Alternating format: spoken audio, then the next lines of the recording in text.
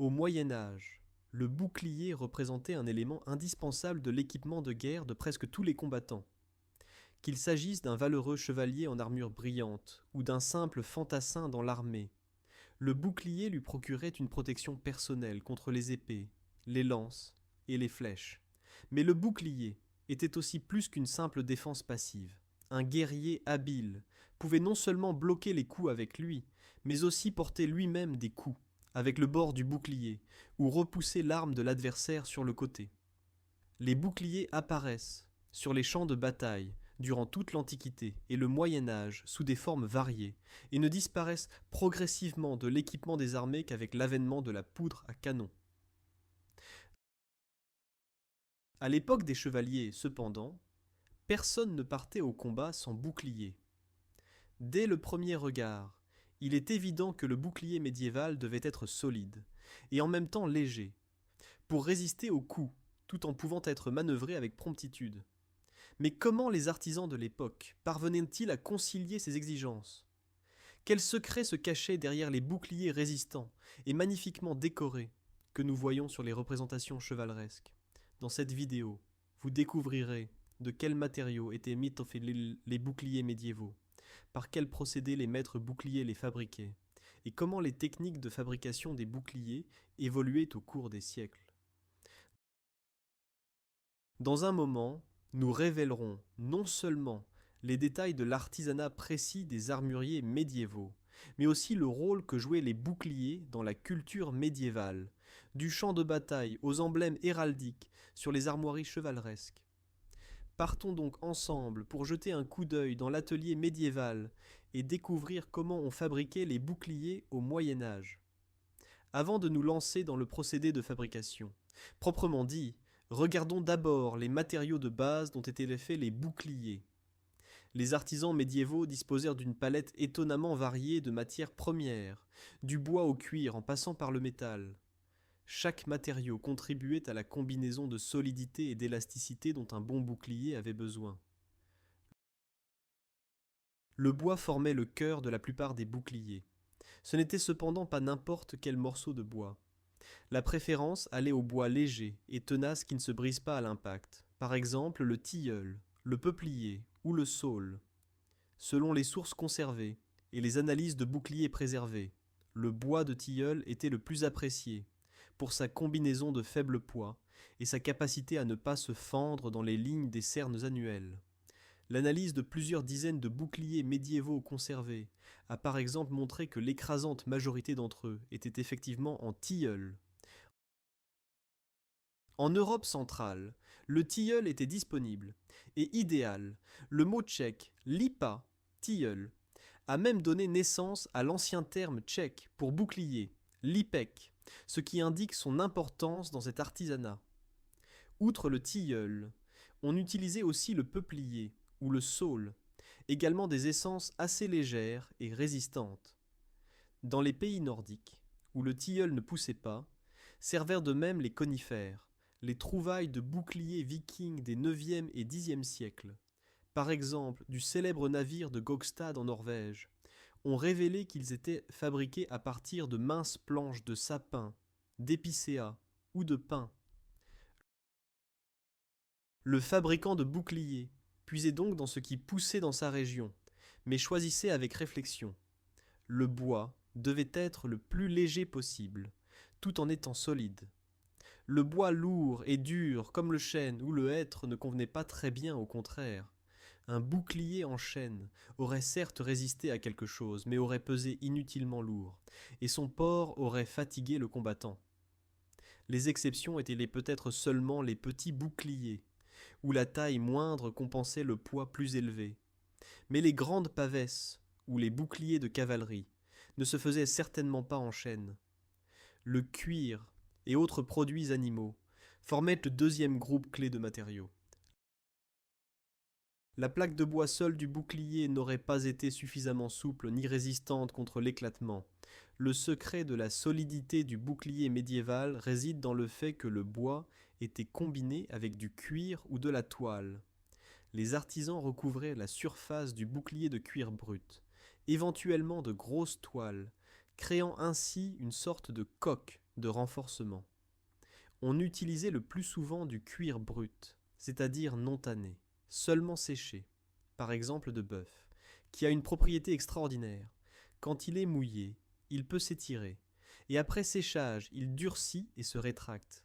Un tel revêtement adhérait au bois, comme une peau de tambour, et augmentait considérablement la résistance du bouclier. Le cuir brut peut arrêter les éclats brisés et empêcher que l'épée de l'adversaire ne se plante trop profondément dans le bouclier. La toile, de lin ou de chanvre, servait de même. Parfois, les artisans collaient plusieurs couches de tissu les unes sur les autres, les imprégnaient de colle et créaient ainsi un composite solide rappelant le stratifié d'aujourd'hui. Certaines sources du XVe siècle mentionnent même le renforcement du bouclier avec des couches de tendons. Par exemple, un manuel français de fabrication de boucliers de tournoi décrit une base en bois, épaisse comme un doigt, et sur elle, du côté extérieur comme intérieur, des couches collées de tendons d'animaux, imprégnées de colle, épaisses à nouveau comme un doigt environ. Sur une telle couche de base pouvaient ensuite être posés d'autres éléments de renforcement. Dans des conditions plus pauvres, une couche de grosse toile collée au bois suffisait. Dans des situations plus riches, cela pouvait être des couches de cuir et de tendons intercalées de textiles. Les cols et liants jouaient un rôle non moins important. Le Moyen Âge connaissait différents types de colle naturelle, principalement d'origine animale. La colle était obtenue par les en faisant bouillir des peaux, des os ou des cartilages d'animaux. La gélatine obtenue durcit en refroidissant et colle excellemment. Les fabricants de boucliers utilisaient la colle pour coller les parties en bois, ainsi que pour fixer le cuir et la toile à la surface du bouclier. Une autre colle était la colle dite fromagère, caséinique, fabriquée à partir de fromage blanc fermenté mélangé à de la chaux. Cela créait un liant très résistant, même à l'humidité. Il n'est pas sans intérêt que les recettes de colle à base de fromage blanc ou de vessie de poisson se soient conservées dans les manuels manuscrits médiévaux pour artisans. La colle, bien qu'invisible sur le produit fini, était absolument cruciale pour la qualité du bouclier. Elle maintenait ensemble les couches de matériaux comme un ciment invisible qui absorbe les chocs. Le métal lui-même n'était pas le matériau principal du corps du bouclier, mais la fabrication ne pouvait s'en passer. Le métal servait à fabriquer les bossettes métalliques, appelées ambo, au centre des boucliers ronds, qui protégeaient la main tenant la poignée, puis diverses ferrures pour renforcer les bords et les coins du bouclier, les clous ou rivets pour fixer les poignées et sangles. On utilisait couramment le fer, éventuellement l'acier. Pour les boucliers richement décorés, le métal pouvait être en laiton ou en bronze, par exemple des écussons décoratifs ou des ferrures ornementales. Au cours du Moyen Âge, le métal s'appliquait principalement sur de petites surfaces. Les bords des boucliers étaient renforcés dans les premières périodes, plutôt par du cuir brut. Mais dès le haut Moyen Âge, on peut rencontrer aussi un plaquage de fer sur les arêtes. Particulièrement sur les petits boucliers d'infanterie des XIVe et XVe siècles, et sur les boucliers de tournoi apparaît un liseré de fer qui protégeait le bord contre la coupure. Le bouclier entièrement métallique était une rareté exceptionnelle. Il apparaissait plutôt sur les petits rondaches, boucliers de poing, ou sur les boucliers cérémoniaux et de tournois de riches nobles. Un bouclier de guerre ordinaire en métal aurait été trop lourd et cher. Les chevaliers préféraient s'en remettre à la combinaison éprouvée de bois et de cuir. Nous connaissons pourtant des mentions de la fin du XIVe siècle selon lesquelles certains grands seigneurs possédaient aussi des boucliers entièrement métalliques. Un chroniqueur rapporte que le comte anglais d'Arundel avait en 1397 dans ses biens un bouclier d'acier. Mais c'était chez plutôt des exceptions, et il s'agissait souvent de pièces de collection ou d'extravagances d'ornement. Outre le fer, d'autres matériaux étaient aussi travaillés dans les boucliers pour le renforcement. Dans les sources apparaissent par exemple des plaquettes de cornes. Pour les boucliers destinés aux rudes tournois, on utilisait de la corne animale, Par exemple, les bois de serre étaient découpés en fines lamelles, qui étaient posées en segments carrés sur la surface du bouclier comme une mosaïque et laquées. Un tel bouclier parsemé de morceaux de corne était extrêmement résistant au percement par lance. La corne est légère et solide. Elle peut absorber l'énergie du choc de manière similaire aux matériaux composites d'aujourd'hui. Nous savons aussi des tentatives de renforcer la face avant du bouclier avec de fines plaques de corne ou de sabots, os de sabot, qui pouvaient être découpées. À défaut, de l'herbe compressée faisait l'affaire. Par exemple, un bouclier trouvé dans la région baltique avait entre les planches de bois et le revêtement de cuir une couche d'herbe fortement tassée, qui devait fonctionner comme amortisseur de coups. Les artisans médiévaux combinaient donc avec ingéniosité les matériaux naturels, de sorte que le résultat soit un ensemble solide et en même temps souple. Récapitulons donc les matières premières de base: plaques de bois, le plus souvent tilleul ou autre bois léger, cuir brut ou toile pour le revêtement, colle et autres adhésifs, éléments de fer, bossettes, clous, et optionnellement d'autres astuces, comme la corne ou les tendons séchés. Maintenant que nous savons de quoi était fait le bouclier médiéval, nous pouvons aborder comment ses composants se transformaient en bouclier fini. Dans un moment, nous regarderons le travail des maîtres fabricants de boucliers, étape par étape. Imaginons maintenant que nous entrons dans l'atelier d'un fabricant de boucliers médiéval, un artisan spécialisé dans la fabrication de boucliers. C'était peut-être un maître indépendant, peut-être une partie d'un plus large atelier d'armurier, où travaillaient aussi des forgerons et des selliers. En tout cas, autour de nous sentent le bois et la colle, s'amoncellent ici les outils et matériaux. Planches de bois de tilleul, peaux de bœuf trempées, bossettes de fer et rouleaux de lanières de cuir. Le maître nous explique comment il va procéder pour la fabrication d'un bouclier. Préparation de la plaque de bois. La base était naturellement une plaque de bois de la forme requise. Les boucliers du haut Moyen-Âge étaient dits le plus souvent ronds. Au Moyen-Âge classique prévalaient ensuite les formes allongées, boucliers en amande, en forme de goutte, et plus tard, petits boucliers triangulaires. En aucun cas, cependant, le fabricant de boucliers ne découpait généralement le bouclier dans un seul morceau d'énormes planches. Cela se serait facilement déformé et fissuré.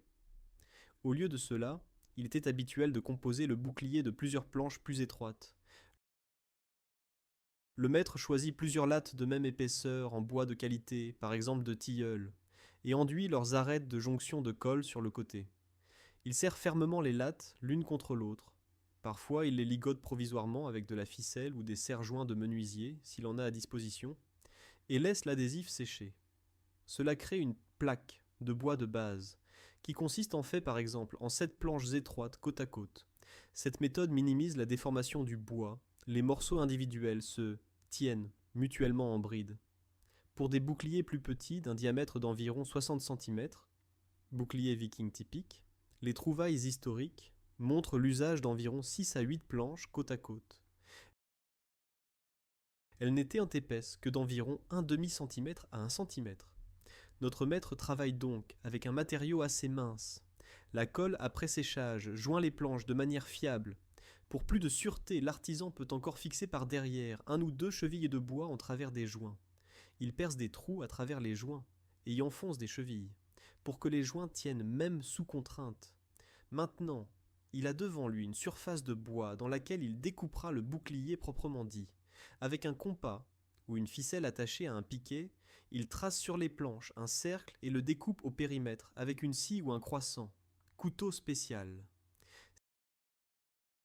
S'il s'agit d'un bouclier d'autre forme, par exemple en amande, c'est-à-dire ovale allongé avec pointe, ou triangulaire, le maître trace un gabarit ou modèle de forme et découpe les planches gaulides selon lui. Il obtient ainsi une forme brute de bouclier. Il ponce et nettoie ensuite les bords pour qu'ils soient lisses. C'est justement dans cette phase que l'artisan peut décider si le bouclier sera plat ou légèrement courbé. Les boucliers plats étaient plus simples. Les planches restaient droites et le bouclier avait une forme plane. Cela valait par exemple pour beaucoup de boucliers anciens. Néanmoins, un bouclier courbé ou bombé dévie mieux les coups sur les côtés et est plus résistant. L'arc renforce la construction de manière similaire à une voûte. Si le maître veut obtenir une légère courbure, il peut plier la plaque. De fines planches peuvent être progressivement pliées sur une forme préparée. Parfois, on utilisait l'étuvage. Le bois était légèrement humidifié et chauffé au-dessus du feu, puis fixé en forme courbée et laissé sécher. Pour des plaques plus épaisses, cela ne marcherait pas, mais nos boucliers sont minces, donc une légère flexion est possible.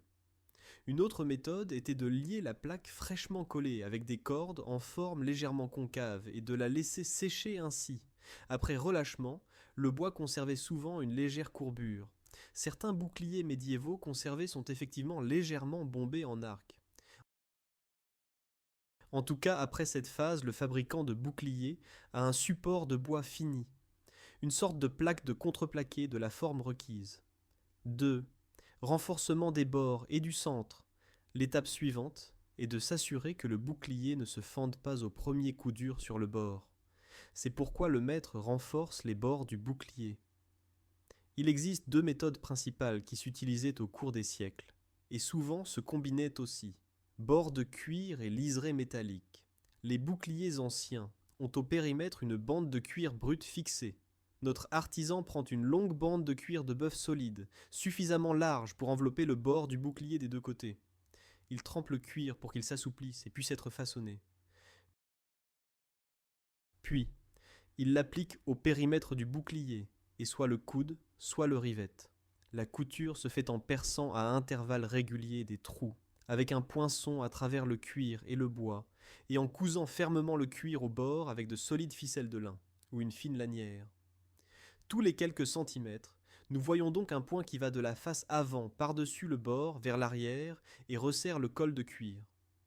La deuxième possibilité est de fixer le cuir avec de petits clous.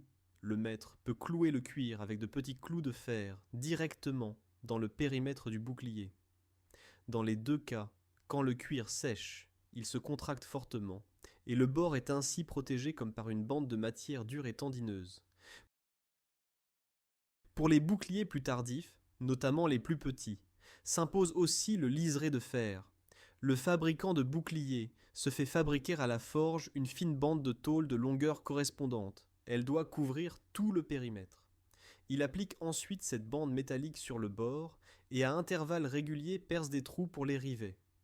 À travers le métal et le bois, il enfonce ou rivette de courts rivets qui maintiennent le liseré en place. Parfois, le liseré couvrait tout le bord, d'autres fois, il n'était formé que de segments individuels aux endroits les plus sollicités. Une arête d'acier ajoute de la résistance au bouclier, mais aussi du poids. C'est pourquoi elle se combinait souvent. Par exemple, en haut et en bas du cuir, sur les côtés du métal, selon l'appréciation du maître et le souhait du client. Le centre du bouclier avait aussi besoin d'être renforcé pour les types qui se tenaient en main. Pour les boucliers ronds que le combattant serrait par la poignée au milieu, l'imbeau ou bossette métallique centrale est typique. Notre maître prend donc une bossette de fer préparée, un morceau de fer hémisphérique ou conique avec un bord. Cela rappelle un peu une bassine ou un bol retourné, et découpe au centre de la plaque de bois un trou circulaire d'un diamètre de par exemple 10 cm, juste à la taille de la main. Autour de ce trou, il applique la bossette et la vis ou la rivette. Dans la bossette, il y a des trous à l'avance. Il y passe de courts rivets à vis qu'il rivette par derrière, frappe sur des rondelles plates. Ainsi, la protection métallique est solidement en place et protège le trou pour la main. En même temps, il a ainsi fixé aussi la poignée. Généralement, avec la bossette, était aussi fixée une traverse de bois ou de métal à l'intérieur. Soit la bossette avait en composant une traverse intérieure pour la saisie, soit le fabricant de boucliers vissait séparément sous la bossette une poignée de bois en travers du trou. En tout cas, après cette opération, nous avons au centre du bouclier une bosse métallique bombée caractéristique qui protège la main et permet de tenir le bouclier. Si nous fabriquons un bouclier qui n'aura pas de bossette, par exemple bouclier triangulaire de cavalerie du XIVe siècle qui se porte suspendu à l'avant-bras, alors le centre n'a pas besoin d'être percé. Le maître peut cependant aussi renforcer légèrement le centre, Par exemple, coller par derrière une petite côte de bois, ou y fixer une plaquette où s'ancreront ensuite les sangles. En général, le centre du bouclier recevait souvent un renforcement supplémentaire, parce que c'était le lieu où se concentrait la force des coups, et aussi là se trouvaient les peintures d'armoiries, qui pouvaient être soulignées par un relief.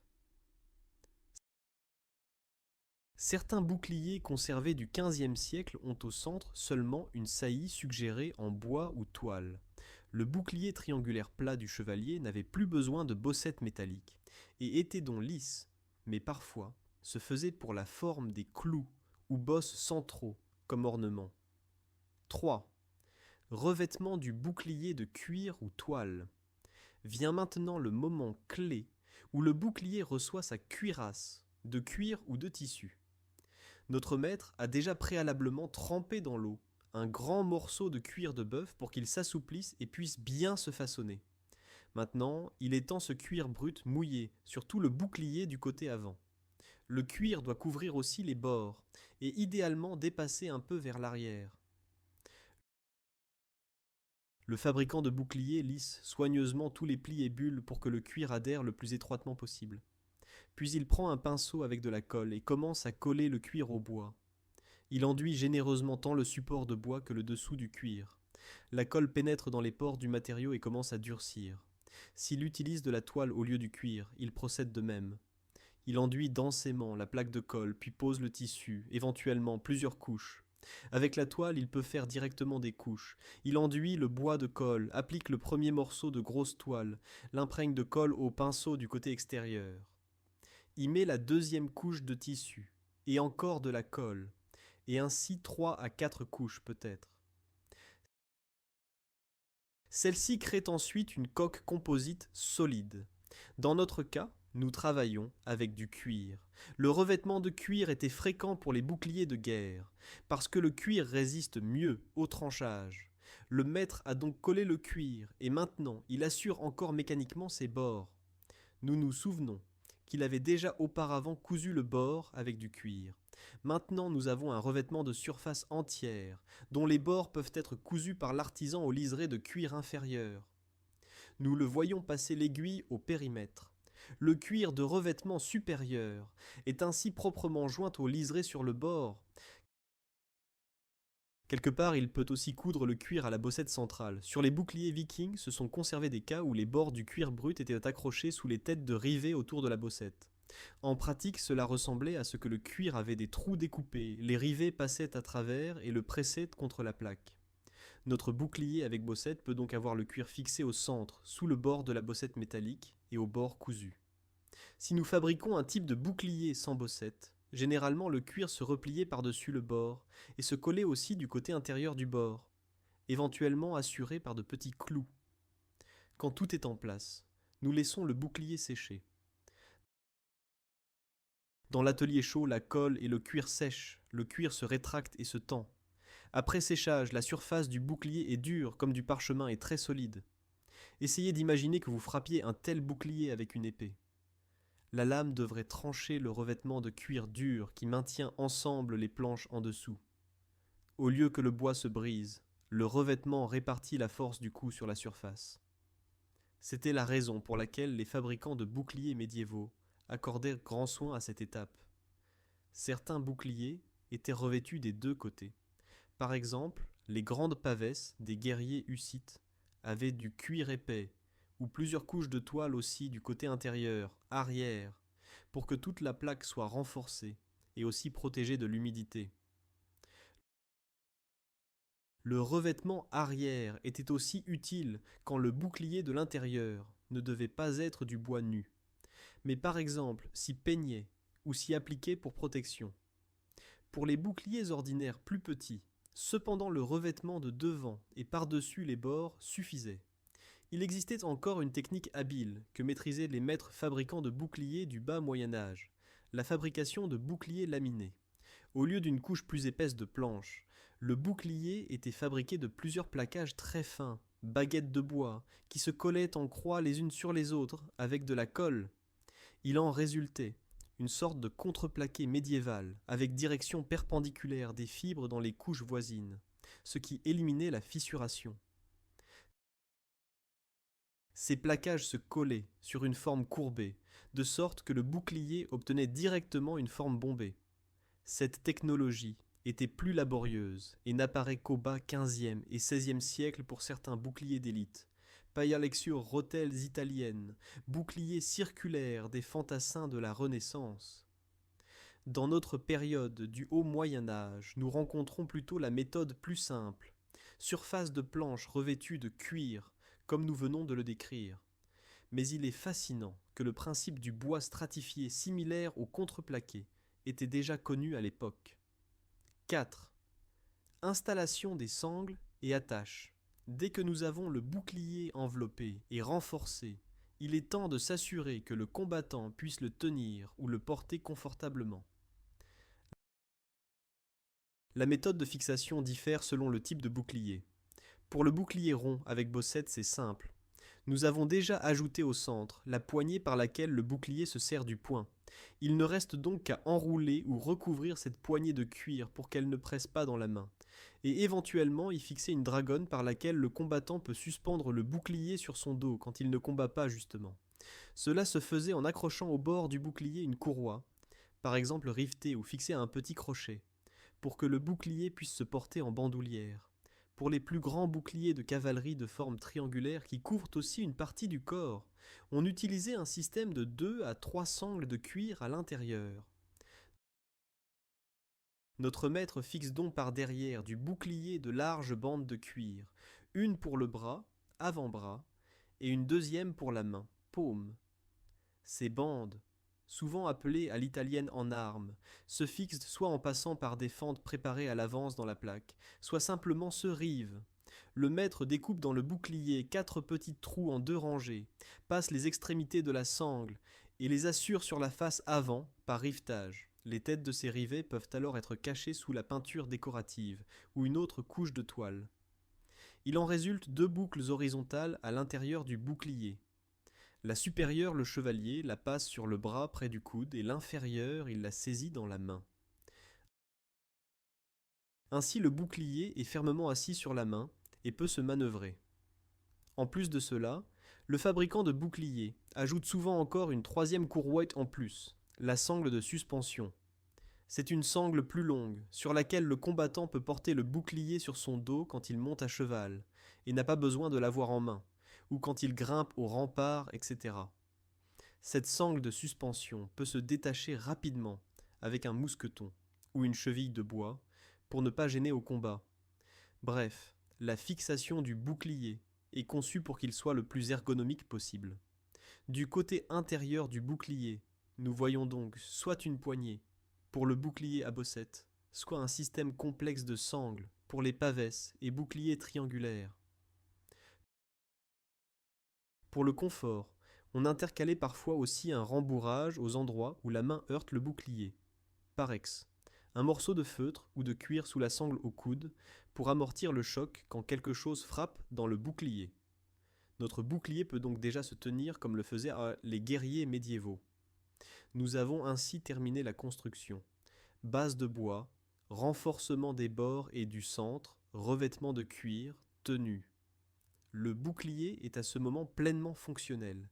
Il est solide et prêt pour le combat. Nous pouvons aussi nous représenter le maître testant son œuvre. Il appuie le bouclier contre le mur et frappe puissamment dedans avec une épée ou une masse, pour s'assurer que les joints tiennent et que le bouclier ne vacille pas. Un bouclier de qualité survit à une telle épreuve sans dommage. Seulement une égratignure apparaît sur le cuir. Si quelque chose se desserrait, le maître ajoute encore un clou ou un point, où il faut. Quand il est satisfait, reste la dernière phase, faire du bouclier aussi un régal pour les yeux. Dans un moment, nous découvrirons comment les artisans médiévaux décoraient les boucliers et quelle symbolique ils y peignaient. Le bouclier n'était pas seulement un moyen défensif, mais aussi une toile pour exprimer l'identité et le prestige. Particulièrement au Haut Moyen Âge, quand se développa l'héraldique, la simple protection devint porteuse de signes et couleurs de lignage. Du point de vue de la fabrication, Cela signifiait qu'après l'achèvement technique du bouclier, entraient souvent en scène les peintres et artistes pour orner le bouclier. Regardons comment se déroulait la décoration des boucliers et ce qu'on peut y trouver. Il fallait d'abord préparer la surface pour la peinture. Le cuir lui-même a une structure plus rugueuse, la toile aussi, donc on appliquait un enduit de base. Au Moyen Âge, les peintres utilisaient ce qu'on appelait du gesso, un mélange de calcaire ou craie finement broyée et de colle, avec lequel ils créaient une couche blanche lisse. Le maître fabricant de boucliers, soit lui-même, soit plus souvent en collaboration avec un peintre, enduisait toute la surface avant du bouclier de ce gesso et laissait sécher. Cela créait un fond blanc lisse sur lequel les couleurs tenaient magnifiquement. Vient maintenant le temps pour la peinture héraldique. Si le bouclier est destiné à un noble, le combattant en question a vraisemblablement déjà ses armoiries de lignage, une combinaison de couleurs et symboles qui le représentent. Le peintre peint donc sur le bouclier l'emblème armorial, selon les instructions précises. Parfois, il s'agit d'une division colorée, simple de la surface, par exemple moitié rouge et blanche, d'autres fois d'un motif animal ou végétal, lion, aigle, lys, etc. Un exemple peut être le motif armorial classique des terres tchèques, le lion à double queue d'argent en champ de gueule, qu'un chevalier de Bohême pourrait avoir sur son bouclier pour qu'on l'identifie à l'étranger. Les couleurs utilisées en héraldique étaient strictement définies. Les couleurs héraldiques de base étaient le rouge, le bleu, le noir, le vert et le pourpre. Les métaux alors l'or, jaune, et l'argent, blanc. La règle disait couleur sur métal, métal sur couleur. Donc par exemple, un lion d'or sur fond rouge est correct. Métal sur couleur. Mais par exemple, un motif noir sur fond bleu ne serait pas lisible. Couleur sur couleur. Ces principes, naturellement, tout concepteur d'armoirie les connaissait, et les peintres les respectaient. Du point de vue technique de la peinture, il s'agissait de couleurs à la tempéra, pigments mélangés à un liant, qui était habituellement le jaune d'œuf, ou un mélange de colle et de miel. La tempéra sèche rapidement, et a un aspect mat, les couleurs étaient en saturé. Nous pouvons nous représenter le maître peintre appliquant soigneusement une couche de couleur après l'autre pour obtenir une teinte saturée. Si le bouclier avait un motif plus complexe, il pouvait d'abord l'esquisser au charbon sur le fond, puis colorier. Tous les boucliers n'appartenaient cependant pas à des chevaliers avec armoirie. Les soldats à pied, ou hommes d'armes, pouvaient avoir des boucliers peints de motifs plus simples ou d'une couleur uniforme indiquant l'appartenance à une unité. Par exemple, les milices urbaines pouvaient avoir sur leurs boucliers le blason de leur ville peint. Il existe aussi des ornements uniques, notamment sur les grandes pavesses, boucliers utilisés par les archers, et aussi abondamment par les hussites. Nous trouvons des représentations artistiquement conçues de saints, de scènes bibliques ou de diverses allégories. Les pavesses hussites étaient souvent ornées du symbole du calice, signe du mouvement hussite, ou de figures de combattants hussites, avec des citations bibliques. En Italie du Nord se peignaient sur les pavesses des saints patrons des villes ou des corporations. Par exemple, Saint Georges sur les pavesses des arbalétriers génois. Ces peintures étaient de très grande qualité. Elles ne différaient pratiquement pas de la peinture sur panneaux dans les églises. Pour le fabricant de boucliers, cela signifiait l'engagement d'ateliers de peinture spécialisés. Nous savons par exemple qu'à Prague, au XVe siècle, menait une querelle la corporation des fabricants de boucliers et la corporation des peintres, sur qui avait le droit de décorer les pavesses. Les peintres se plaignaient que les fabricants de boucliers voulaient en peindre eux-mêmes et les privèrent de travail. Finalement, cela alla si loin que les corporations préférèrent fusionner pour ne pas se quereller. Cela aussi prouve combien la décoration était importante. La ville de Prague acceptait même de magnifiques pavesses peintes comme paiement, en nature d'impôt. Telle était leur valeur. Outre la peinture, on utilisait aussi d'autres techniques décoratives. Les bords du bouclier pouvaient être liserés de clous de laiton, à intervalles ornementaux, parfois formant un ornement. La bossette métallique au centre pouvait être étamée, décorée par martelage, ou garnie de clous d'argent en forme de croix, etc. Certains boucliers de tournoi avaient un sur la face avant des crêtes ou baguettes fixées, qui d'une part renforcèrent la construction, d'autre part étaient décoratives. Les pièces de luxe rappelaient vraiment des œuvres d'art, par exemple les boucliers d'apparat Renaissance connus, cela dépasse déjà légèrement le Moyen Âge, étaient entièrement métalliques, richement gravés et dorés, plutôt pour l'ornement que pour le combat réel. Au dos Moyen Âge, cependant, prévalait encore la praticité. La décoration avait toujours aussi un côté fonctionnel. Par exemple, le laquage. Après avoir peint les armoiries, le bouclier était souvent recouvert d'un vernis transparent de résine ou de gomme laque pour protéger les couleurs de l'eau et des éraflures. Les règlements corporatifs vénitiens du XIIIe siècle ordonnaient même qu'aucun bouclier ne devait être vendu sans vernissage de surface, d'une part pour la durabilité, d'autre part pour qu'il brille et paraisse représentatif. Irrésistibles sont aussi les anecdotes liées à la peinture des boucliers. Une histoire célèbre raconte un certain homme simple de Florence qui vers 1320 trouvait le peintre renommé Giotto. Il voulait qu'il lui peigne ses armoiries sur un bouclier pour pouvoir faire impression comme un noble chevalier. Giotto eut l'intuition que l'homme n'avait en réalité aucune armoirie. Il n'était pas noble, et lui donnait cette tâche seulement par désir de prestige. Il décida donc de faire une plaisanterie. Sur le bouclier, il lui peignit ses armes, littéralement, c'est-à-dire l'équipement complet, le aume, la cotte de maille, les gants, l'épée, la lance, bref, toute l'armurerie. Quand le client vint ensuite chercher le bouclier et vit cela, il se fâcha. Je voulais faire peindre mon emblème armorial, et vous m'avez gâché cela. Giotto répondit imperturbablement. Tu voulais faire peindre tes armes, et ne sont-elles pas toutes là? Que te manque-t-il? Si tu as quelque autre symbole, apporte-le. Le malheureux, naturellement, n'avait aucun symbole de lignage, et eut donc droit aux moqueries, et finalement dut encore payer Giotto pour cette peinture bizarre. Cette anecdote montre magnifiquement que le bouclier avec armoirie était un signe de noblesse. Il appartenait à l'identité du chevalier. On prenait aussi soin du bouclier comme il convenait. Au combat, certes, il en prenait pour son grade, mais après la bataille, on réparait les boucliers brisés, et on renouvelait les couleurs. Éventuellement, on commandait de nouveaux boucliers. Pour les tournois, les chevaliers se faisaient souvent fabriquer des boucliers ornementaux spéciaux, plus légers et plus fastueux, parfois même avec une héraldique différente, par exemple armoirie de tournoi. Cela aussi était une raison pour laquelle l'artisanat des fabricants de boucliers florissait. La demande n'était pas seulement militaire, mais aussi représentative.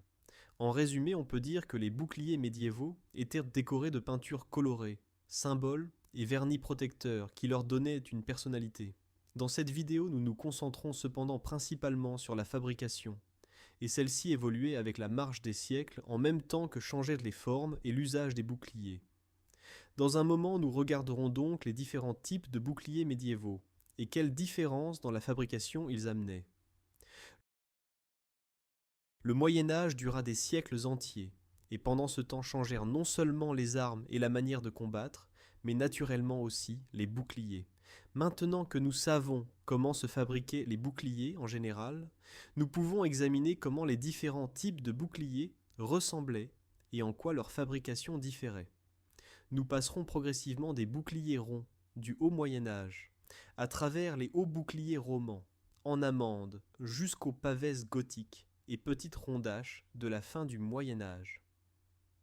Ce faisant, nous verrons comment la technique de fabrication devait s'adapter au changement de forme et d'usage du bouclier. Au début du Moyen-Âge, 5e au Xe siècle, dominaient en Europe les boucliers ronds.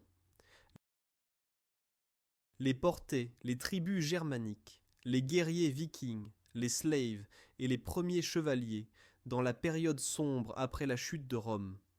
Le bouclier typique de cette époque avait un diamètre d'environ 60 à 90 cm, était en bois, revêtu de cuir ou de tissu, et avait au centre une grande bossette de fer.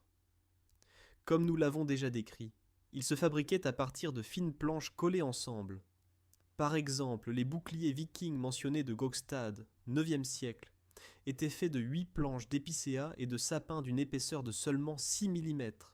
C'est juste un peu plus que l'épaisseur du petit doigt, très mince. Grâce au revêtement de cuir, souvent des deux côtés, et au liseré de cuir du bord, un tel bouclier parvenait cependant à résister aux coups d'épée ou aux chocs de hache. Son avantage était justement le faible poids. On estime qu'un bouclier rond ordinaire pesait environ 3 à 4 kg. Un viking pouvait avec lui manœuvrer rapidement, l'opposer aux flèches, ou même attaquer activement avec. Les boucliers ronds se tenaient par la poignée centrale, prise dite au poing. La fabrication se déroulait exactement selon le scénario ci-dessus. Coller les planches, découper le cercle, poser la bossette et revêtir de cuir. Les trouvailles archéologiques d'Europe du Nord trouvent habituellement seulement les parties métalliques, bossettes, clous, tandis que le bois et le cuir ont pourri.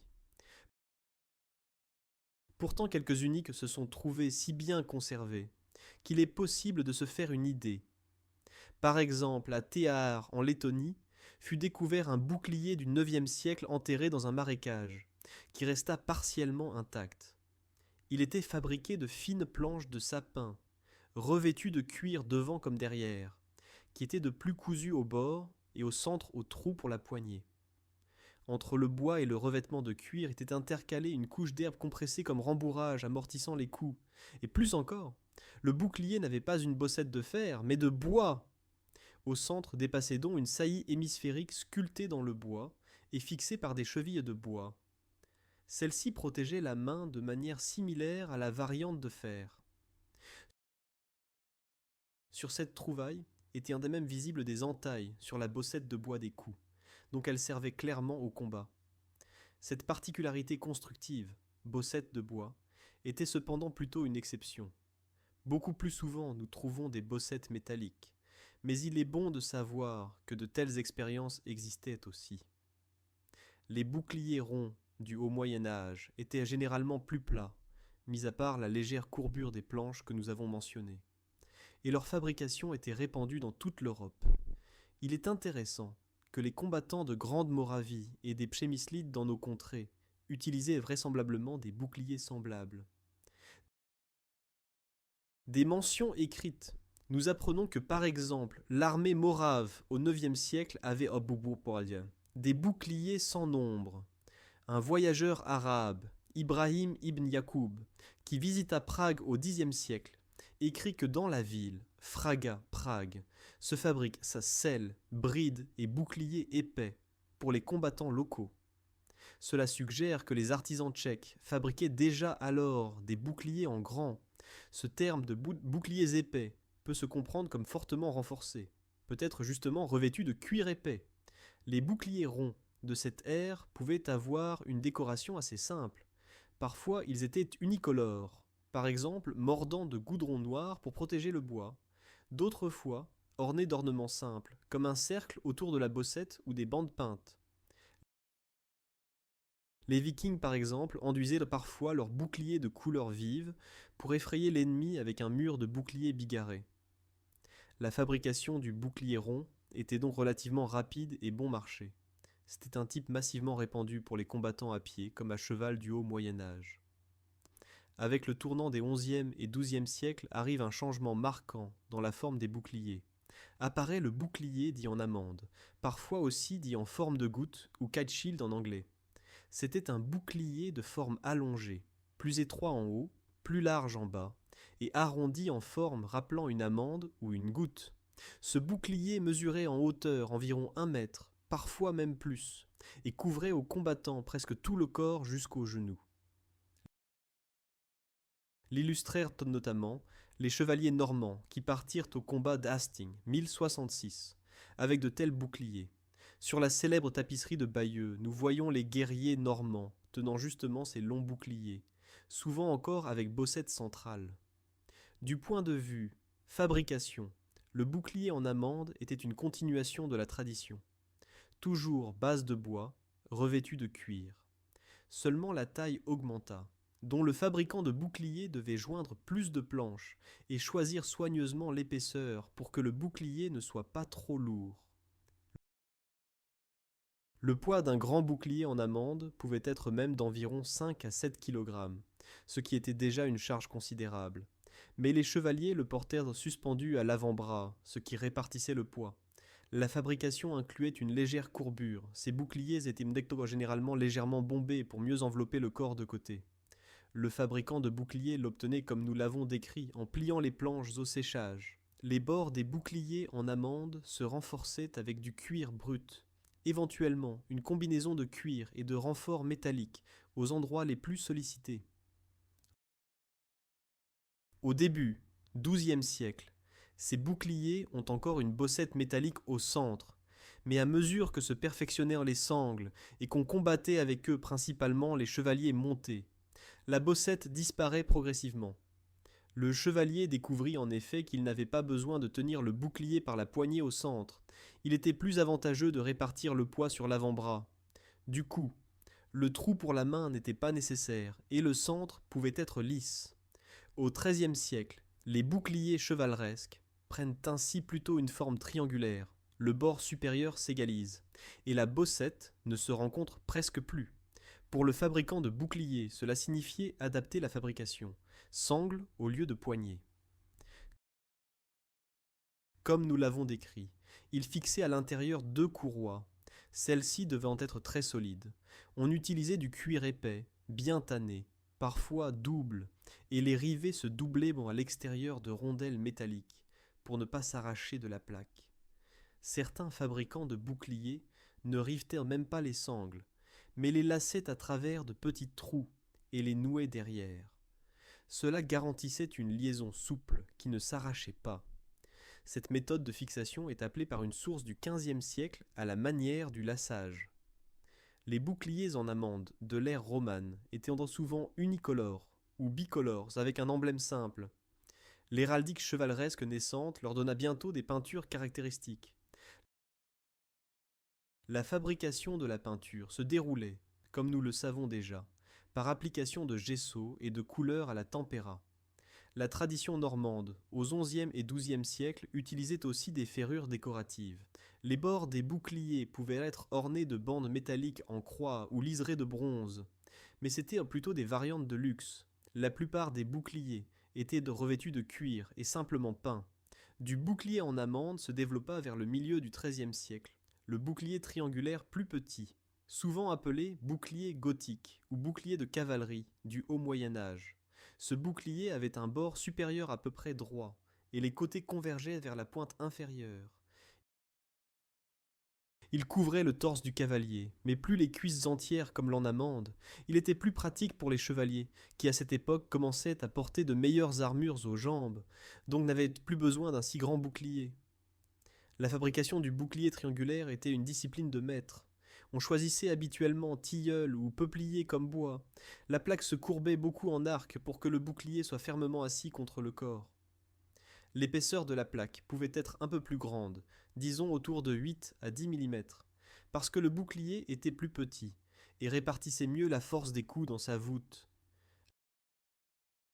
Les exemplaires conservés de boucliers chevaleresques du XIVe siècle, par exemple les boucliers dits de la chapelle Saint-Étienne à Vienne ou de la cathédrale de Durham, montrent une forme légèrement bombée et un travail très soigné. Bords lisses, poncés, revêtements de toile et de cuir fin, dessus de magnifiques armoiries. Ces boucliers n'avaient plus de bossettes, par contre ils étaient ornés d'armoiries méconnaissablement riches. On connaît un exemple de Florence, où un bourgeois se fit peindre en 1370 sur son bouclier un blason fastueux, comme nous, l'avons raconté dans l'histoire avec Giotto. Cela montre qu'avoir un beau bouclier appartenait à l'image non seulement du noble, mais aussi du combattant plus aisé. Pour le fabricant de boucliers, le bouclier gothique signifiait plus de travail avec les peintres qu'avec les forgerons, moins de fer, plus de décoration. Pourtant là aussi, nous trouvons des innovations techniques. Certains boucliers gothiques, tardifs pour chevaliers, avaient sur le bord supérieur droit une découpe, appelée encoche de cou, ou lance-reste, où le chevalier au tournoi posait sa lance pour une meilleure fixation. C'était une réaction aux nouvelles techniques de tournoi. Le fabricant de boucliers devait en tenir compte lors de la fabrication. Le bouclier avec encoche était asymétrique et devait être particulièrement renforcé autour de ladite encoche, pour que la fissure ne continue pas. C'est pourquoi on y ajoutait des renforts métalliques en forme de bord d'encoche. À l'époque du gothique classique et des guerres hussites, XIVe au XVe siècle, entre en scène l'imposante pavès. C'était un grand bouclier rectangulaire, souvent bombé en largeur, derrière lequel pouvait se cacher un tireur d'arbalète ou d'arquebuse, éventuellement un piquier. Les pavès devinrent célèbres dans les pays tchèques pendant les guerres hussites. Les hussites en équipèrent leurs forteresses de chariots, et les pavès étaient aussi portés par les tireurs à pied. Une pavès typique avait une hauteur d'environ 120 à 150 cm et une largeur de 50 à 60 cm. Elle était donc plutôt une barricade portable qu'un bouclier pour manœuvrer. La fabrication de la pavès était un vrai défi d'adresse artisanale. Imaginons l'atelier de fabricant de boucliers à Prague vers 1420. Le maître reçoit commande de la levée urbaine pour un lot de pavès. Il doit se procurer beaucoup de bois, et pas n'importe lequel. Selon une source contemporaine du XVe siècle, comme l'a noté le savant Pavel Židek, en Bohême, les pavès se fabriquaient de bois de saule. Le saule est souple et non tenace, on dit qu'il a en lui beaucoup de sinews, fibres, tient ensemble même à l'impact et se colle bien à la colle. Le maître découpe donc de longues planches étroites de bois de saule. La pavès pouvait être fabriquée soit comme une grande nappe de planches côte à côte, de même que le bouclier rond, juste plus de planches, soit, et c'est intéressant, comme combinaison de planches et renforts. Certaines pavès avaient en effet à l'intérieur des côtes ou baguettes de bois insérées structurellement. Souvent, au milieu de la pavès, courait un renfort vertical, arête qui augmentait la solidité et en même temps formait extérieurement un élément décoratif. Les peintres l'utilisaient parfois, dans la composition de l'image sur la pavès, par exemple, comme limite entre deux motifs. La fabrication de la pavès pouvait donc ressembler à ce que le maître assemblait côte à côte de larges planches en surface et y clouait ou collait de l'intérieur des baguettes de bois verticales comme renforcement. Souvent c'était 2 baguettes près des bords et une au milieu. Du coup la pavès ne se déformait pas et était résistante. Les bords se cousaient standardement de cuir ou se plaquaient de coins de tôle partielle. Les pavès étaient considérablement bombés. Leur largeur était courbée, de sorte que le bouclier se tenait comme en arc, ce qui lui donnait de la stabilité. Si la pavès s'appuyait au sol, grâce à l'arc, elle tenait mieux. Obtenir une telle courbure exigeait soit de plier les planches sur une forme, ce qui pour une grande pavès épaisse n'était pas facile, soit, et cela se faisait souvent, créer des planches plus fines et les coller sur une forme en plusieurs couches. En Italie, les historiens ont trouvé des pavès du XVe siècle, fabriquées par technique de laminage. Plusieurs couches minces de bois, collées les unes sur les autres, en croix. Cela assurait tant la courbure que la solidité. En Bohême, les sources mentionnent plutôt cette plaque de saule revêtue de toile. Probablement une combinaison s'appliquait. Planches massives, plus plusieurs couches de toile. Le revêtement de la pavès était exigeant, parce que la surface était grande. On utilisait la toile plus souvent que le cuir, peut-être pour des raisons économiques et pratiques. Un grand morceau de cuir aurait été cher et aurait pu se craqueler, tandis que des bandes de toile peuvent se poser progressivement et se coller. Les pavès hussites conservées, par exemple celle datée de 1429, exposée aujourd'hui au musée de Tabor, étaient couvertes de plusieurs couches de toile de lin, imprégnées de colle et en surface lissée de gesso. Dessus venait ensuite la peinture. Sur la pavès mentionnée de 1429 sont représentés 2 patrons tchèques, Saint Venceslas et Saint Guy, avec le signe du calice. Les pavès étaient donc littéralement des panneaux peints. Ce n'est pas pour rien que leur peinture était prise en charge par les mêmes maîtres peintres qui peignaient les retables. Par exemple, à Prague, il y eut un problème que les pavessiers, fabricants de boucliers, voulaient peindre les images saintes sur les pavès eux-mêmes, et la corporation des peintres luttait contre cela. La querelle aboutit à la fusion des deux corporations. Les pavès urbaines étaient si appréciées qu'on s'en servait parfois pour payer les dettes. Il y a des records que la ville a accepté d'un artisan une pavès ornementale au lieu d'argent pour l'impôt, ce qui montre la valeur d'un tel travail. Le poids même de la pavès pouvait être assez élevé. Une grande pavès pouvait peser 8, 10, voire plus de kilogrammes. Elle se portait sur le dos, elle avait des courroies, où la portait un aide du tireur, appelé pavessier, et elle se plantait par le bord inférieur en terre. Certaines avaient même un support ou pointe rabattable par lesquelles elles se calaient par derrière pour tenir seules. Le fabricant de boucliers devait aussi l'intégrer. Par exemple, riveté derrière une fourche de fer qui pouvait se rabattre. Techniquement parlant, la pavès était le sommet de la technologie médiévale de fabrication de boucliers, composite de bois, toile, colle et peinture artistique qui remplissait la fonction de mur portable. Sa fabrication reliait l'art de la menuiserie, de la sellerie et de la peinture. Il n'est pas étonnant que les pavès ne disparurent qu'avec l'arrivée d'armes à feu vraiment efficaces, arquebuses et mousquets, contre lesquels même une forte pavès ne suffisait plus. À l'opposé du spectre de taille des boucliers médiévaux se trouve la rondache, buckler. C'était un petit bouclier rond, d'un diamètre de peut-être seulement 30 cm, qui se tenait au point de manière similaire aux anciens boucliers ronds. La différence cependant était que la rondache servait principalement lors de duels et d'escarmouches d'escrime homme contre homme, souvent à pied. Au haut Moyen-Âge portèrent des rondaches, par exemple les combattants d'infanterie légère, ou même des civils pour la défense en voyage. Au XVe et XVIe siècle, elle devint ensuite un complément apprécié lors des duels à l'épée et à la rondache. La fabrication de la rondache était plus simple, mais différait par le matériau. Beaucoup de rondaches étaient entièrement métalliques. Quand le bouclier est si petit, on peut déjà se permettre de le faire en fer ou acier, parce que le poids reste supportable, disons 2 à 3 kg. La rondache métallique était en fait une grande écuelle de fer avec poignée. Le forgeron la forgeait d'une seule pièce de tôle, la martelait en rond et créait au centre un creux comme bossette et les bords comme une section. D'autres rondaches étaient les combinées, par exemple noyaux de bois revêtus de tôle. Le fabricant de boucliers pouvait prendre un petit disque de bois, l'entourer tout autour de tôles de fer et ajouter au centre une petite bossette de fer. Sur le bord d'une telle rondache se mettait une forte bande de fer où seulement on clouait tous les bords de métal, parce qu'avec la rondache on parait souvent les épées et les coups auraient détruit le bois. Les rondaches n'avaient généralement pas beaucoup de décoration. Elles devaient servir pratiquement.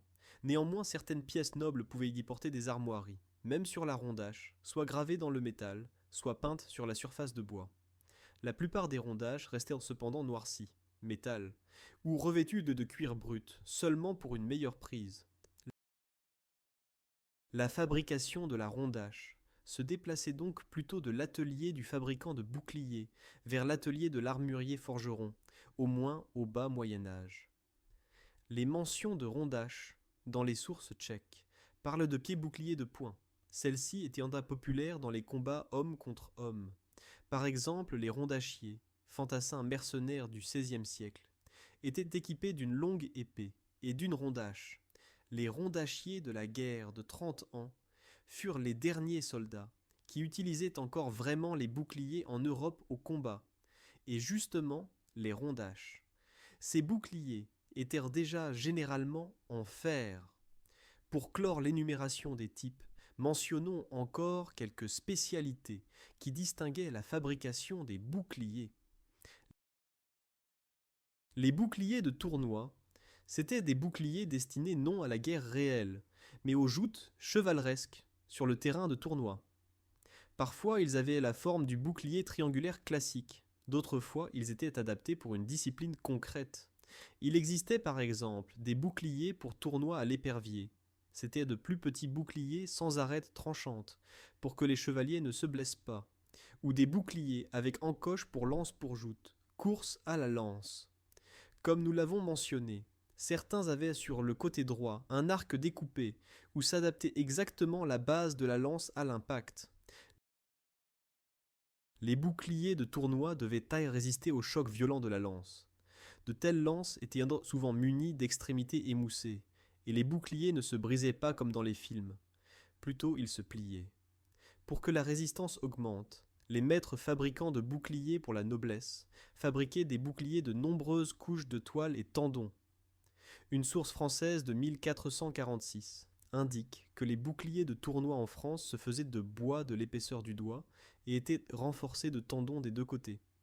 Par-dessus se collaient ensuite de petits morceaux carrés du matériau le plus dur qu'on avait sous la main, habituellement de cornes de cerf, concrètement de cette partie du bois dont on faisait les manches d'arbalète. Un bouclier ainsi boquement blindé était extrêmement dur.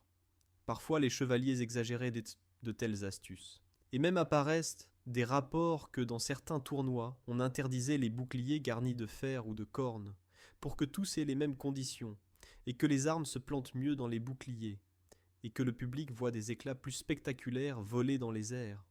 Les boucliers de tournoi étaient généralement richement peints. Il s'agissait d'une occasion solennelle.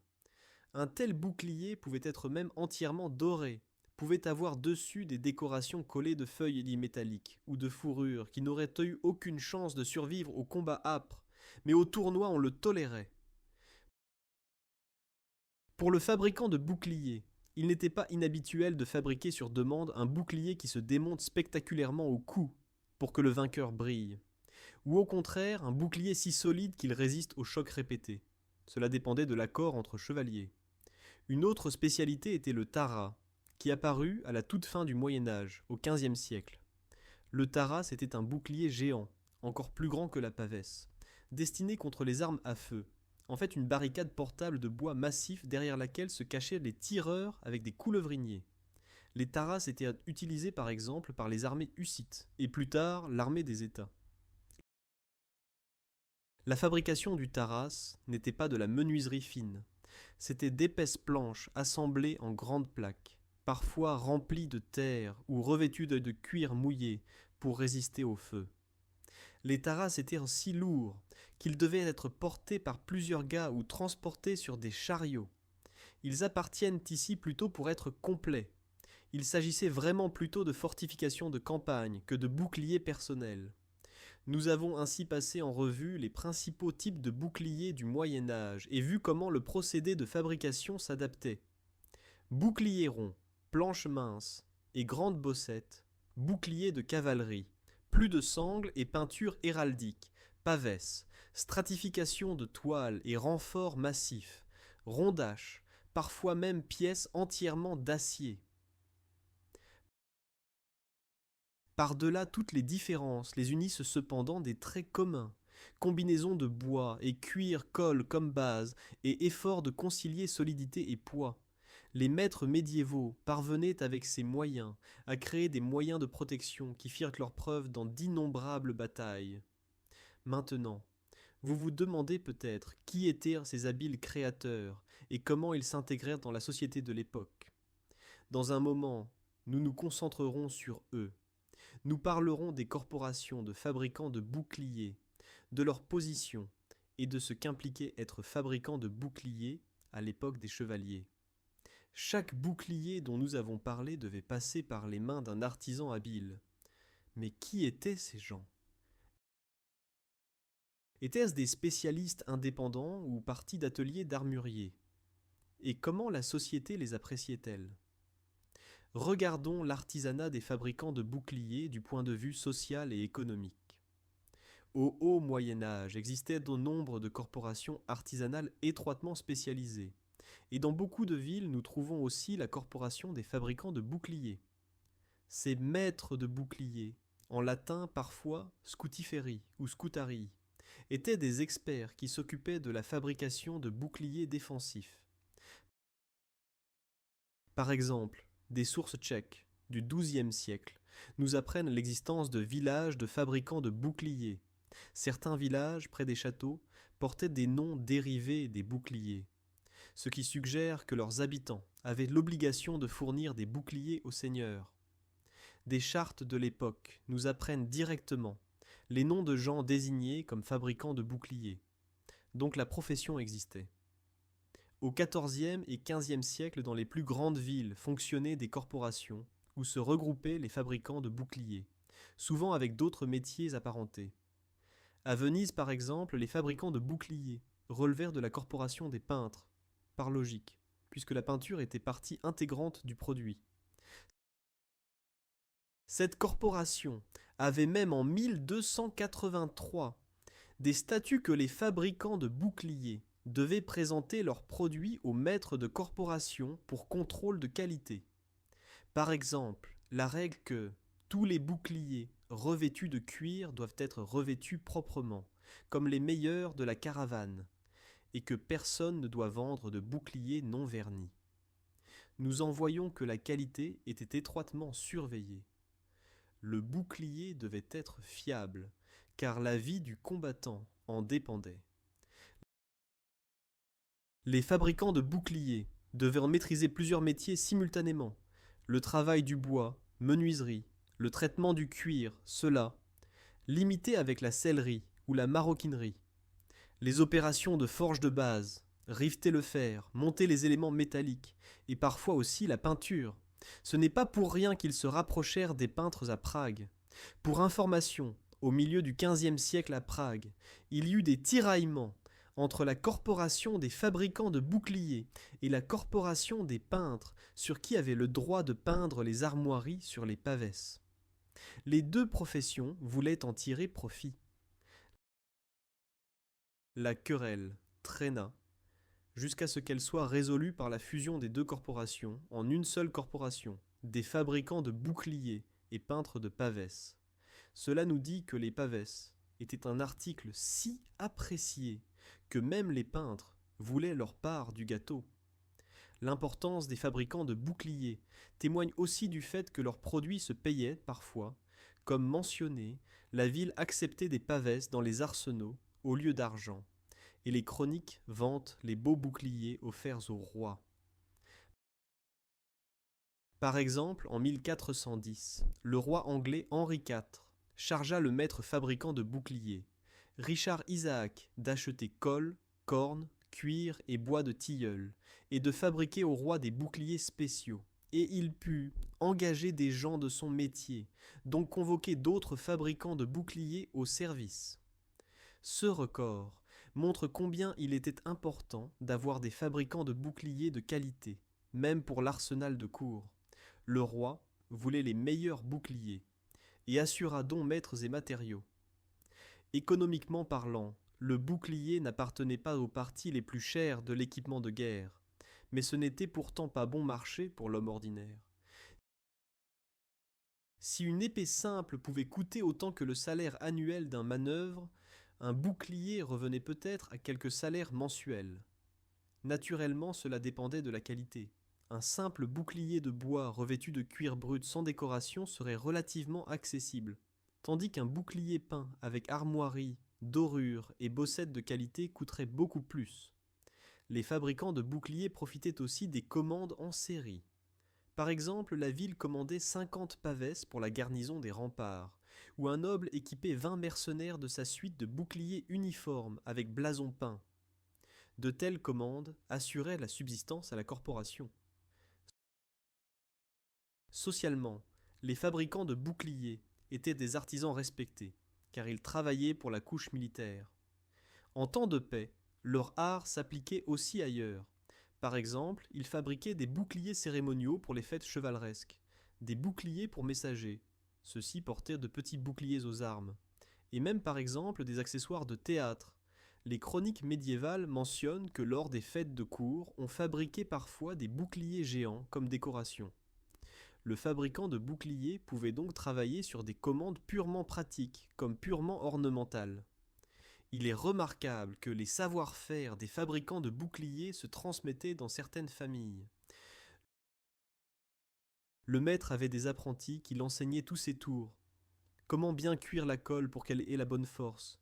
Comment tendre le cuir brut pour qu'il ne craque pas? Quel bois choisir en hiver et lequel en été? Par exemple, l'abattage hivernal du bois de tilleul était apprécié, parce qu'il avait moins de sève et en séchant se déformait moins. Beaucoup de ce savoir-faire pratique ne s'est malheureusement pas conservé par écrit. Il se transmettait oralement. Aujourd'hui, les historiens et archéologues expérimentaux essaient de redécouvrir ces procédés par la méthode essai-erreur, souvent avec l'aide substantielle de manuels médiévaux, sur d'autres domaines, par exemple manuscrits sur la fabrication d'arcs, de colle ou manuels de peinture. En eux se cachent parfois des mentions, qui peuvent s'utiliser aussi pour les boucliers. Les reproducteurs modernes découvrent ainsi que fabriquer un bouclier médiéval authentique demande un travail énorme et exige exactement les procédés que nous avons décrits ici. Aucun raccourci avec des vis modernes et de la colle synthétique ne remplace pleinement cette combinaison de bois collé à la main et de cuir brut. La position des fabricants de boucliers dans la société déclinait dans une certaine mesure avec la marche du XVIe siècle. Dès que les boucliers cessèrent d'être nécessaires au combat, parce que les soldats commencèrent à porter des armures de tir ou qu'on ne trouvait simplement pas d'usage aux boucliers contre les balles, ils durent se réorienter. Certains passèrent à la fabrication de pics et fléaux militaires, d'autres à la sellerie ou à la peinture de planches armoriées. Dans les villes, les corporations de fabricants de boucliers soit se dissolurent, soit se transformèrent. Par exemple à Prague, les pavessiers se joignirent aux peintres, puis à la corporation des menuisiers. Mais avant que cela arrive, les fabricants de boucliers jouèrent leur rôle historique. Ils procurèrent protection à des générations de combattants et élevèrent le bouclier de simple abri d'osier, jusqu'au symbole de chevalerie et d'honneur. Nous avons maintenant vu combien cet artisanat était profondément enraciné et ingénieux. En conclusion, nous réfléchirons encore à ce qui de l'art des fabricants de boucliers médiévaux a survécu jusqu'aujourd'hui, et nous prendrons congé de ce sujet fascinant, avec un regard sur son héritage dans l'époque moderne. Bien que des siècles aient passé depuis l'époque des chevaliers, et que les boucliers n'appartiennent plus depuis longtemps à l'équipement habituel des soldats, l'héritage des boucliers médiévaux est avec nous aujourd'hui dans plusieurs dimensions. D'abord naturellement dans le domaine de l'histoire et de la muséologie. Beaucoup de boucliers médiévaux originaux sont de précieux objets de collection dans les musées du monde entier.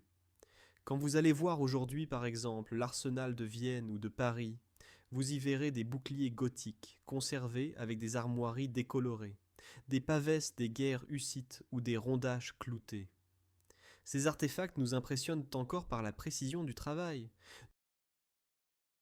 Nous pouvons admirer les lamelles de bois très fines qui après des centaines d'années tiennent encore ensemble, ou les couleurs encore vives des armoiries, que les peintres fixaient avec de la tempéra à l'œuf et des pigments naturels. Les savants modernes examinent ces boucliers par des méthodes non destructives pour découvrir la composition des colles, les types de bois utilisés ou l'ADN des restes de cuir. Et par tout cela, se confirme ce que nous avons décrit ici sur les matériaux et techniques. Par exemple, les analyses de vieux boucliers ont révélé des traces de colle de peau animale et de caséine de lait, exactement comme il était écrit dans les manuels médiévaux. Les analyses dendrologiques du bois ont de nouveau prouvé que prédominent tilleul et peuplier. La tradition de choix d'essences appropriées était donc réelle. Une autre manière dont la fabrication de boucliers médiévals survit, ce sont les reconstitutions historiques et living history. Dans le monde entier, nous trouvons aujourd'hui des passionnés qui essaient de répliquer les boucliers médiévaux par les procédés originaux. Connus sont par exemple les expérimentateurs de Scandinavie qui essayèrent de fabriquer un bouclier viking exactement selon les trouvailles de Gokstad. Ils découpèrent des lattes d'épicéa, fabriquèrent leur propre colle de cuir, revêtirent le bouclier de cuir brut de bœuf et forgèrent une bossette de fer. Lors des tests, il s'avéra qu'un tel bouclier se comporte vraiment comme l'original. Il est léger, mais peut arrêter même une flèche d'arc ou un coup d'épée, et quand il se fend, c'est de manière contrôlée. Les planches à bus se brisent, mais le cuir les maintient ensemble de sorte qu'ils ne volent pas en morceaux et protègent encore partiellement. Ces découvertes mènent à un plus grand respect pour les anciens artisans. Beaucoup de principes que nous utilisons aujourd'hui dans les matériaux composites modernes, combinaison de mou et dur, stratification de différentes substances, ils les connaissaient déjà. Les reconstructeurs modernes démontrent aussi la peinture d'armoirie. Ils mélangent les couleurs à la tempéra selon les vieilles recettes, utilisent des pinceaux de poils d'écureuil et vernissent les boucliers avec de la résine naturelle. Par tout cela, ils maintiennent en vie le savoir-faire qui autrement ne resterait que dans les archives. Le bouclier comme tel, naturellement, n'a pas non plus disparu complètement de l'équipement, bien que pas sous forme de bois et cuir. Les policiers anti-émeutes d'aujourd'hui utilisent des boucliers de plastique et composites modernes pour se protéger des pierres et projectiles lors de manifestations. Les unités d'intervention ont des boucliers par balles de Kevlar et céramique qui rappellent de petites pavesses résistantes aux balles. Même dans l'armée réapparaissent des boucliers balistiques pour le combat rapproché. Le principe est toujours le même, quelque chose de plus léger qu'une armure, qui couvre une plus grande partie du corps et peut se tenir en main. Les matériaux sont différents, mais il est intéressant que certains boucliers modernes utilisent une construction sandwich, couche de fibres de verre, plastique et résine, ce qui est en fait une analogie des couches de bois, cuir et colle. Inconsciemment, les ingénieurs modernes marchent ainsi sur les traces des fabricants de boucliers médiévaux. Dans le domaine symbolique, le bouclier est encore aujourd'hui signe de protection. Il suffit de regarder autour. Beaucoup d'États, villes et lignages utilisent encore des armoiries en forme de bouclier comme élément héraldique. Les emblèmes de clubs sportifs, d'agences de sécurité, ou même d'icônes d'antivirus informatique. Partout, nous voyons le bouclier stylisé comme symbole universel de défense, sécurité, voire héroïsme. Ce symbole, nous l'avons hérité justement du Moyen Âge, quand le bouclier aux armes représentait l'honneur familial et les mérites guerriers. Quand aujourd'hui, un enfant dessine un chevalier, il n'oublie pas de lui mettre en main un bouclier avec une croix ou un dragon, imitant ainsi les anciens motifs héraldiques.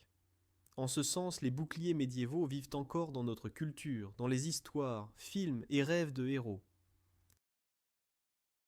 Et enfin, au niveau personnel, l'artisanat des fabricants de boucliers inspire aussi les artisans contemporains.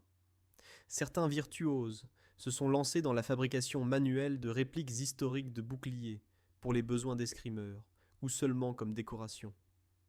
En République tchèque, nous avons des artistes qui sculptent manuellement des boucliers de bois, les revêtent d'eau de cuir et y peignent des armoiries, exactement comme le faisaient les maîtres il y a des siècles. Naissent ainsi de nouveau de magnifiques pièces, et bien qu'elles soient destinées peut-être seulement à l'escrime scénique ou comme accessoire de cinéma, elles portent en elles l'empreinte de l'ancienne astuce. Quand un tel maître moderne menuise dans l'atelier sur un bouclier, il se dit peut-être la même chose que le fabricant de boucliers médiéval. Il doit être léger, mais en même temps solide. Il doit résister aux coups, et en même temps paraître beau, pour faire honneur au porteur. Aujourd'hui, certes, nous ne rencontrons plus de chevaliers galopant avec lance et bouclier au combat, mais l'héritage des boucliers médiévaux est encore avec nous, dans les musées, dans les symboles et dans l'enseignement de comment on peut utiliser avec ingéniosité de simples matériaux naturels pour de grandes choses. Et peut-être aussi dans le fait que quand nous prenons en main un bouclier policier moderne, nous tenons en fait un continuateur de la longue lignée de protecteurs que commencèrent les anciens fabricants de boucliers. J'espère que le voyage d'aujourd'hui derrière le secret des boucliers médiévaux vous a intéressé et a élargi vos horizons sur combien de travail, d'art et d'ingéniosité se cachait derrière un morceau d'équipement apparemment ordinaire. Je vous remercie pour votre attention et de m'avoir suivi jusqu'à la fin. Si la vidéo vous a plu, je serais content que vous lui mettiez un like et la partagiez avec d'autres passionnés d'histoire. À bientôt.